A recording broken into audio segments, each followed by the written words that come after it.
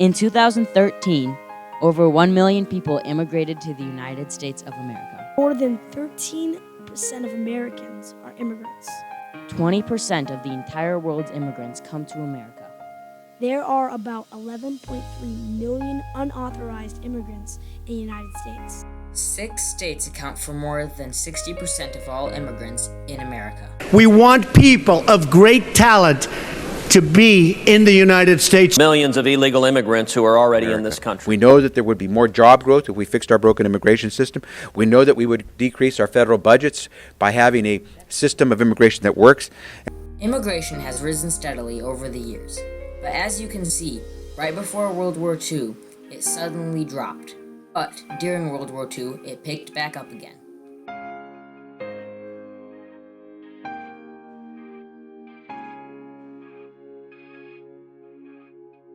There are many issues with illegal immigration.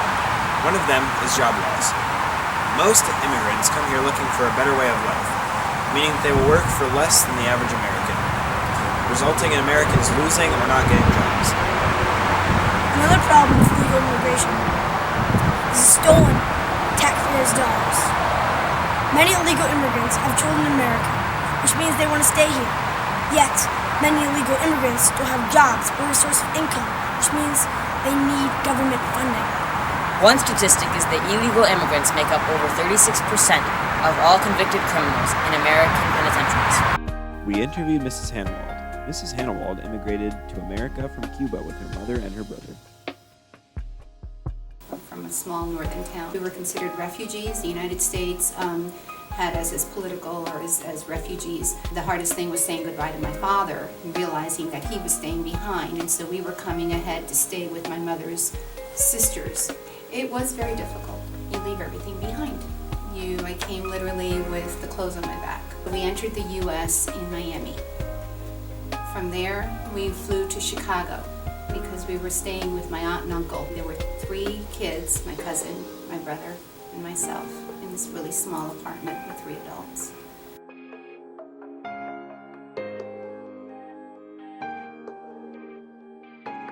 Have the legal authority to take that will help make our immigration system more fair and more just.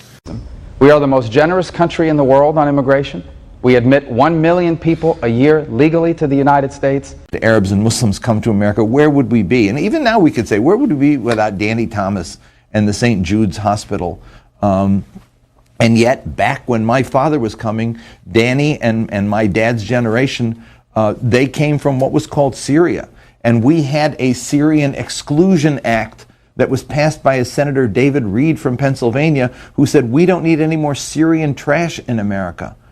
And so Syrians were excluded for 3 decades. Thank God Danny Thomas came before then, because we have children being saved every single day from leukemia because of the work of Danny Thomas and because of the work of the allied Syrian Lebanese associated charities.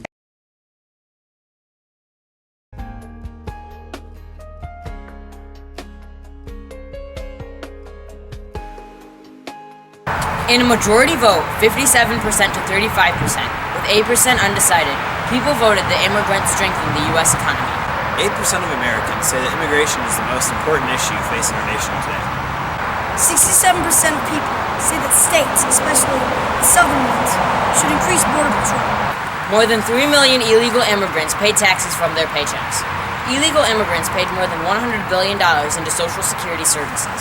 Illegal immigration has had a major impact on the American economy. Illegal immigrants are expected to cost America $4.6 billion. We interviewed Madame Martin. She isn't a citizen and doesn't plan on becoming one, but she has a job, a daughter, and a husband. I think the country itself is the best school, really. I do have a green card. I'm not a citizen of the USA, so I do have a green card.